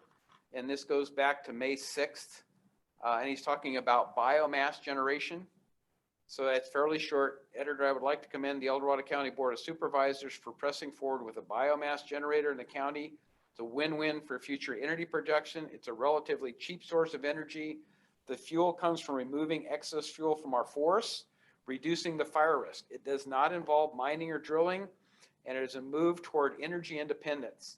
It does entail burning biomass, so it's not as good as renewable forms of energy, but it is burned at a very high temperature and in a controlled environment, making it drastically less polluting than burning fossil fuels and smoke from forest fires. So I call that good governance from the standpoint of a member of the public identified the benefits of a county projects that's being pursued heavily. I'll give you some background information on that, but to me, that represents the kind of leadership we need to have, the recognition from the community that the county is doing things differently these days. We actually have a committee just focused on how we look at improving our situation, how we have more resiliency in our forest management. We actually brought in a retired annuitant to take on the lead of looking at all those things, coordinating it. We're making great progress with that. The biomass is a little different, so I want to give you some information that came from Greg Stanton. Greg Stanton, for those of you who may not know, was our Director of Environmental Management, Director of Environmental Management for several years. He retired. When the opportunity came up to look at biomass implementation within El Dorado County, was the suggestions of our CAO, Don Ashton, to look at a retired annuitant to bring on board. Greg was willing to step up, having had a lot of background with this, and in particular, some of the credit you can get with respect to renewable environmental concerns associated with a biomass facility. So it actually credits through the state. If you work it right, you can get. So Greg was brought on as a retired annuitant for the county. He's done a lot of outreach, a lot of study. I've currently got a meeting in the planning between Greg, myself, initially, and then tying in Pioneer Energy, since Pioneer Energy has a biomass facility they're cooperating on. But the bottom line here is that the county is moving forward looking at a small scale biomass plant, meaning 1 megawatt or less. So starting small. That is more straightforward to finance, site, permit, and construct than a larger facility. Depending upon circumstances, a small project may take as little as 3 to 5 years to complete, where larger projects take much longer periods of time, as you might understand. So they note in here, by contrast, are examples of larger scale projects, such as the construction of the North Fork 2 megawatt facility in Madera County, or have yet to break ground, the Cabin Creek 2 megawatt facility in Placer County. There are multiple factors affecting the ability to construct a facility greater than 1 megawatt in a reasonable time frame. So what has been identified by Greg is an opportunity to work with the Black Oak Mine Union School District, because they are close to where a lot of those forest products are.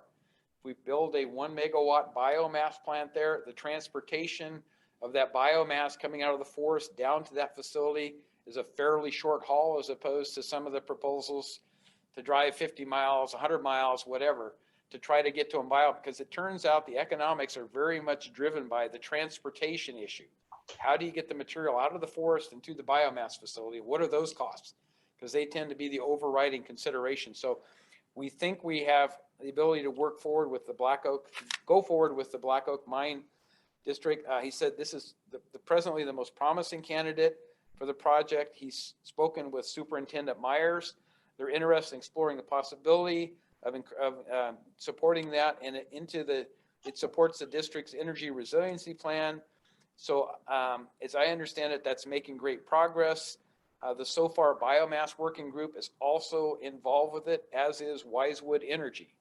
So essentially, this is a collaboration of a number of people that have been working in biomass stuff, and an opportunity to house it at a facility where my understanding is the electrical energy demands for that school district would pretty much be served by that biomass facility if it all works out right. And there would probably be some excess energy to distribute locally. But that's a model that's a little different than what Pioneer and others are doing. If you look at really the break-even point on biomass, what I've been told is 5 megawatts and over. The larger plants are really where the return on investment is better. But that doesn't mean that's universal, right? For our county and our situation, these smaller facilities might be the best answer. So we're going to try this as kind of a pilot project, the way I look at it. If that's successful, there's been talk about mobile units. What do you do to deploy a biomass facility to a site where there is the ability to bring in those wood products and basically combust them and make energy out of it? But then you have to think about, okay, where does that energy go if you can't tie into the grid? Yeah. Right, you got to have the right infrastructure locally available to do some of those things. So there's a lot of variables involved with all this, but we are going to have a meeting with Pioneer to talk about their 2 megawatt plant, compare notes, and ultimately El Dorado County is committed to having a biomass project and working with Pioneer and other agencies to try to advance those. and maybe have multiple projects over the next 10 years. But again, it's a 3 to 5 year planning window just for a 1 megawatt facility. So it's going to take a while. There's been a lot of discussion about the old mill in Camino. Why can't we just repurpose the old mill in Camino and put in a biomass? That has been discussed.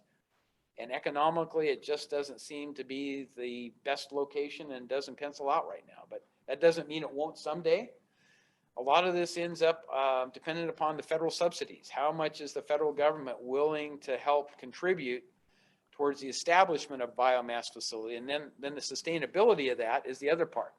Can it sustain itself without having to have additional funds brought into it if it's put into operation with federal grant monies, those types of things. So we're making our best effort, in my opinion, of trying to enter into that area of endeavor called biomass generation at the county level and see how we can expand that over the future. But to me, that's good governance, is looking at an opportunity. We have all this excess fuel in our forest. We know we need to get it out of there. Where's it going to go? We know it all can't be burned on site. We know it all can't be masticated. If we can make use of some of that fuel to create energy in local situations, that seems to be, you know, as the gentleman referred to here, a win-win type of situation. So that was what I wanted to bring. We haven't talked about this, I don't think, at the community council meeting in the past, but I think it's an important thing to know that the county is pursuing that.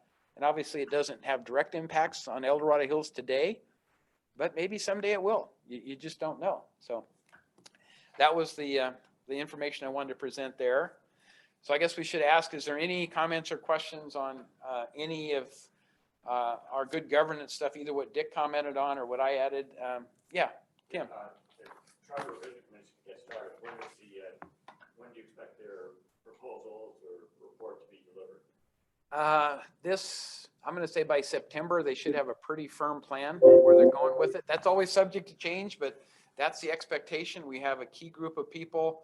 There's already work going on through our resource conservation district projects. So there's some work going on. This is taking on a higher level of activity. I know there's some people that support the county buying a number of mastication machines and hiring people and just doing our own work. And that's a possibility.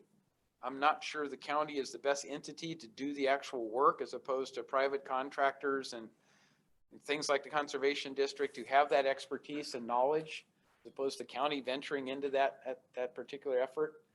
But I do see the opportunity for things like DOT to buy some of that mastication equipment and using that advanced equipment to clean up our roadsides. Because we have any number of areas across the county where within the county right of way, we have a lot of brush and debris, we have trees. It takes a lot of time to go in there and try to remove all of those. But some of the equipment is out there now that makes really short work of that. As long as it's done in a safe environment with the proper road closures and everything else, that may be part of the solution the county needs to go to, is buying that kind of equipment for just getting our right of ways cleaned up. Because again, like we mentioned, the cigarette butt thing, whatever it is, it can be a spark off of somebody dragging a chain. We've had that one too. Somebody dragging a chain down the freeway, that spark somehow gets in the grass, you get a fire. So any of those kinds of things that can reduce that vegetation along the road side of the roadway, particularly in our rural areas, is going to be a huge help. But I think we need to look at mechanization, buying equipment to do it. That all takes a lot of money. It takes a trained operator. But ultimately, I think that's some of the complementary aspect of this that we need to work on. But September is when I'm hoping they have a report. I don't think we've seen anything calendared yet. No. But hopefully that's where we get a real solid report from our resiliency team in terms of what their goals are, how they're going to organize the structure, who's going to be in charge of it. Because we know, again, right now we have a retired annuitant. That isn't going to last forever. As we all know, they're allowed to work basically half a year if they're working full time, and then their time's up, right? So we're getting to those conditions that we need to figure out how to stretch that out. And ultimately, I think probably there will be a proposal to hire someone full time at the county level to take that on. But I'm not committing to that yet, but I think that's what our CAO has in mind. Actually, what I asked John was, when do you expect Dick Ross and the Charter Revision Committee to do? Okay. I misunderstood your question. So I'm gonna let. I'm getting a little confused Okay, because you're talking about resilience. So Richard, do you have any expectations on that? Knowing what happened the last time around, that's probably the best reference we have. I'm not exactly sure how to address that one, not knowing what are the issues that might be coming before the charter review, if that's what you're referring to. Yeah, well, can you tell me how long the charter review lasted roughly? The last time, wasn't it like 9 months? Oh, boy. That sounds like a period of labor, doesn't it? It does. Bad pun. I think there were 6 meetings altogether before we formulated a report. And I think it garnered some interest because several of the county office holders may have felt that the recommendation that might come out of it might be a jeopardy for their position. And that was really the key point of interest that I would say that was apparent.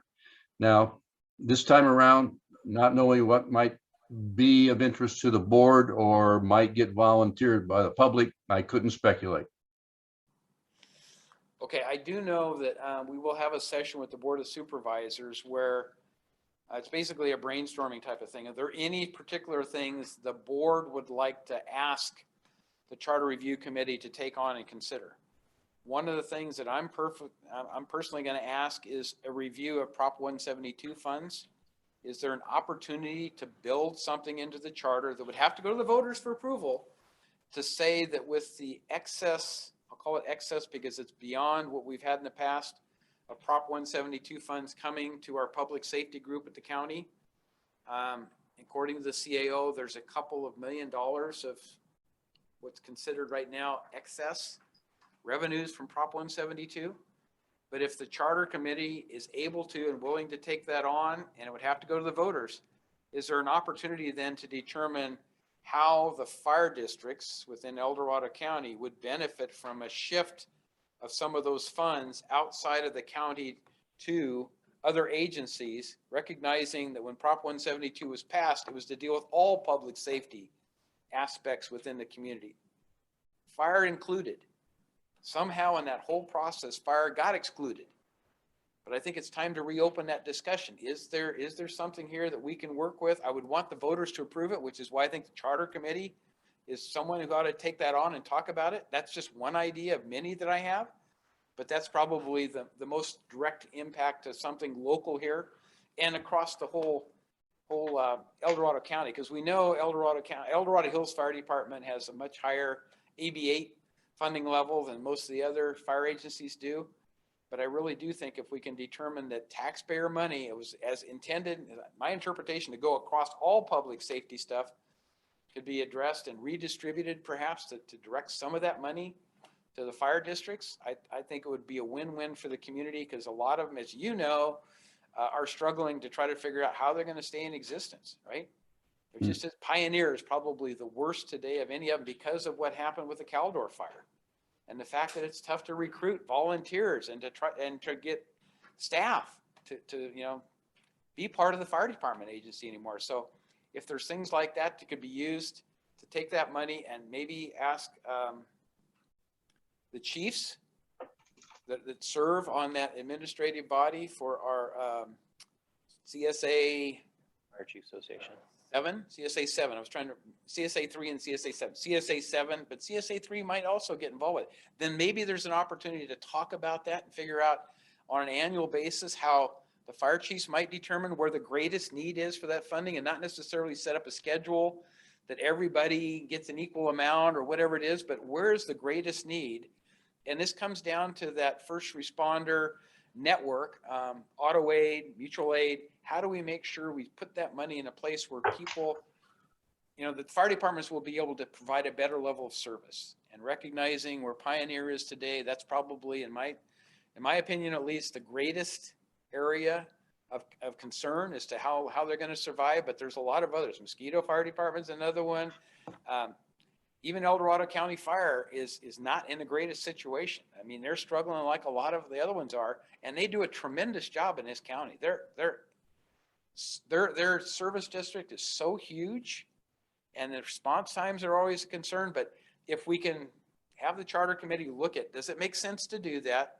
have it approved by the voters at some combination of things. I don't know whether it's a percentage of the annual funds or it's funds in excess of some amount on an annual basis with an inflationary. I don't know what the formula is, but just to have the discussion, is that something the voters would support? You know, I think they would, and I think that's gonna be, you know, the proposed fire summit that we're talking about, that last. That plays into it. It plays into that. County, CAO's office would be involved with that, board of supervisors would be involved with that. And I think that's something that we have our update at the last meeting in 2 weeks. We should bring that up as one of the ideas that everything should be looked at. Prop 172 is one of the chief sources of funding that might be available and maybe more equitably spread around for public safety and not just not where it's going right now. Yeah, I couldn't agree more. I think the Prop 172 funds were definitely advertised as both police and fire. Yep. And all the funds go to law enforcement at this point. So I think that's a valuable So idea. it's I district agree. attorney's office, it's public Correct. defender. So it's all of Law our public enforcement. safety. It isn't just the sheriff's department, just to make that clear, but Correct, yeah. I think there is a need to kind of share those funds across a broader distribution as originally planned. I don't know how it originally got set up. The county held all those monies and didn't consider fire. Maybe there was a consideration. I don't know, but I think it's time to revisit it and see if that is an opportunity. I don't even know it's appropriate for a charter.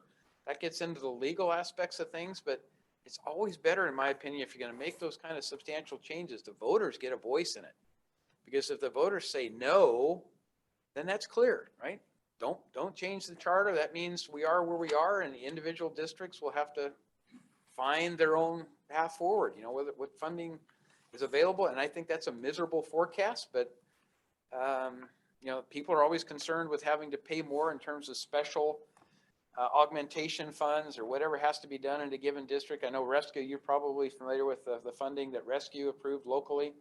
I don't remember how much the amount was, but they pay on an annual basis. So they have two different tax measures that they pass, special Past assessment. tax measures, but the residents get tired of fronting all that money on their own at some point. And if it's already money that is collected as part of taxes, coming back from the state as Prop 172 and being distributed a little bit differently, I can't see a lot of opposition to that for any reasonable thinking person, but we'll see. But there's those kinds of things that I think the board is going to get an opportunity to do some creative brainstorming. We want the public's participation. It always comes up, as Dick mentioned, the electeds. We have 7 elected in our county. We are the only county of the 58 in the state that have an elected surveyor. Do we really need to continue that?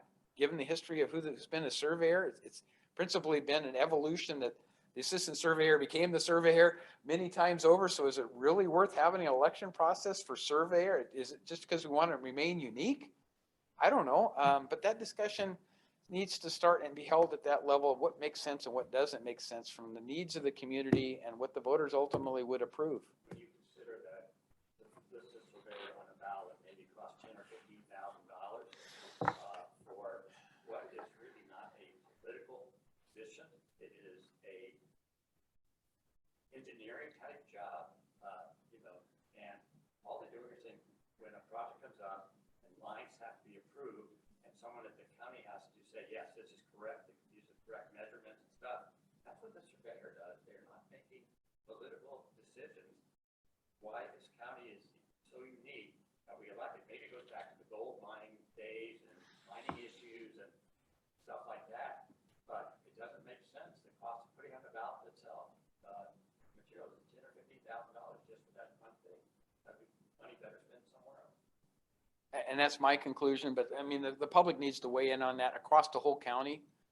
And they need to take an informed opinion on it. And if it comes out as a charter committee recommendation to put something on the ballot to adjust several of these things, I think we'll have to have maybe multiple votes so that major changes are put in separate blocks and not all or nothing. I don't think the all or nothing thing really works.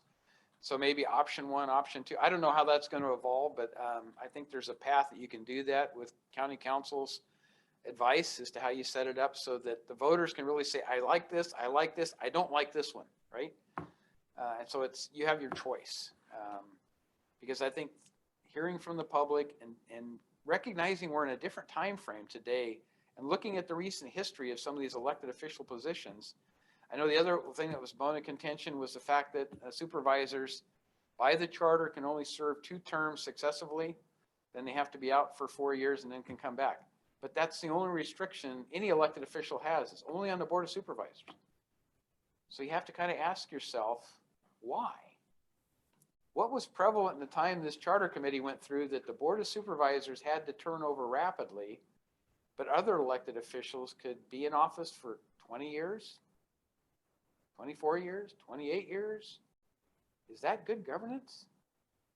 And I got my own opinions of term limits, but you know, it just needs some consideration. Is that really where we want to go forward? Recognizing I have counterparts in other counties who are supervisors that have been supervisors for something like 16 years, and now they're in leadership positions at CSAC, right? They're leading the charge of what's going on at the state level to try to convince people of what needs to happen in rural counties. We don't get much leadership opportunities in either RCRC. Unfortunately, Supervisor Parlin is a major leader in RCRC, so that's a good position. But for the most part, at the CSAC level, it's very difficult to spend enough time and get enough communication to be identified on the board. And in this case, Sue Novosel is on the CSAC board of directors and the executive committee. So she, through her tenure, 7+ years, has gotten to that point, but she's term limited out. So then it turns over, and do we have that representation at CSAC anymore? Or do we start back at the beginning? So there's just a lot of differences and contrasts to look at, and ultimately people should weigh in on what they like and what they don't like and let the voters decide. That's the nice thing about the charter, is let the voters decide, right? So I'm sorry I misinterpreted your question, but I hope that lengthy answer helped.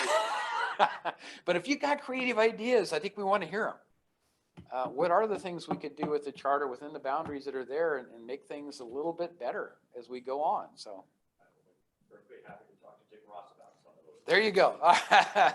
And maybe at some point we'll have to have a separate session, just a local special meeting for the residents of El Dorado Hills to talk about the charter, and Richard can lead the conversation of what's going on and what are the things we should be aware of and how do we make sure people have adequate information to make informed decisions if it does come to a vote, right? You've had community council meetings on the mental health issues. Maybe a charter revision committee, once the committee's got some identifiable issues, would be a good thing to have a special one just dedicated to that subject. All right, very good. Any other comments on any of that?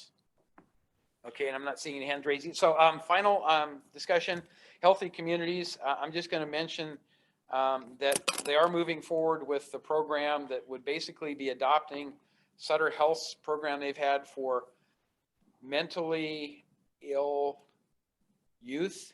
And these are teenagers. That a special program they had at Sutter. One of our local residents and their daughter participated. That came out at the mental health forum discussions.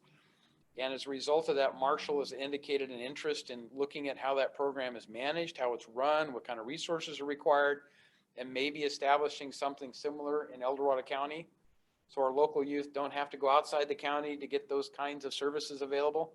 So I've been talking with various people and encouraging that to happen and staying in contact with Dr. Entwistle, who's the lead for Marshall in this. And I'm just hoping they can put together the program, the funding, and get something started. They were very interested in it.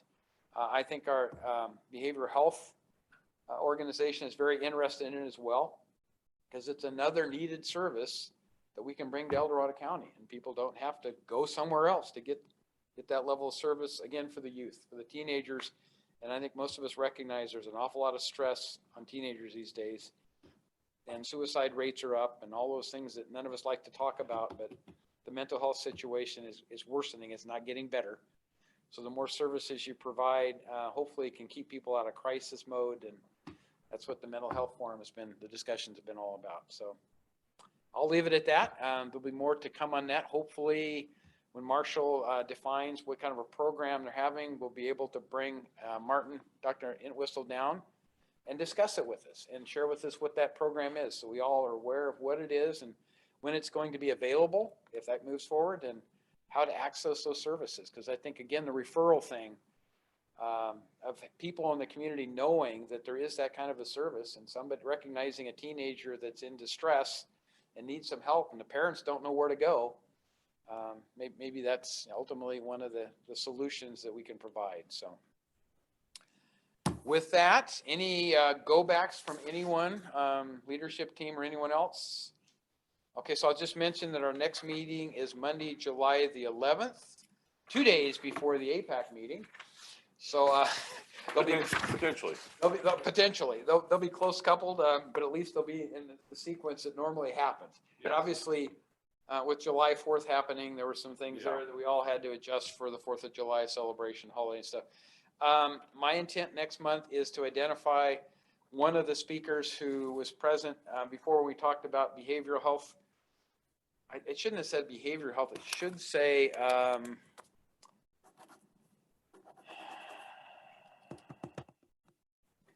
want to think of what the proper word is. It's the organization that Olivia leads. It's the, I want to call it physical health, but that's not what it's called.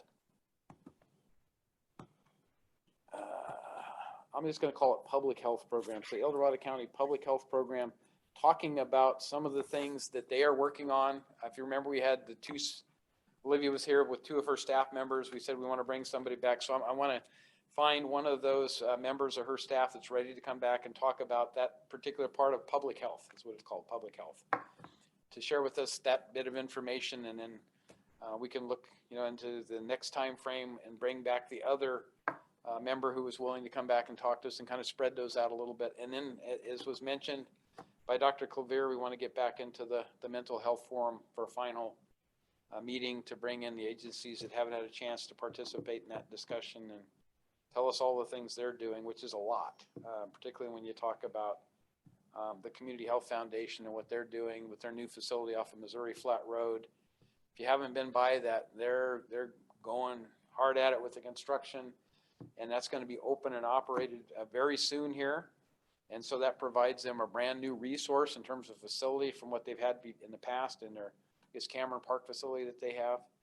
So they're expanding their capabilities. They've talked about, they have extra property available if the county wants to enter into some kind of a partnership to put some kind of facility on their campus that would support that community health type of aspect of things, then they're very much open to it. So maybe it's a new part of our behavioral health or public health organization, establishing some outreach offices there or something. I don't know what it might be, but at least we're collaborating, we're talking, we're trying to figure out what are the things we can do to make those services more accessible. So with that, no go backs. I'm going to adjourn the meeting. It looks like we're right at 7 o'clock. Thank you all for your participation and patience in getting through this, and we will put all the information out in our minutes. So you have those available fairly soon, and we'll put the references in place as well. So again, thank you, and have a great evening what's left of it. At least with the daylight savings, it isn't dark. So. It is public.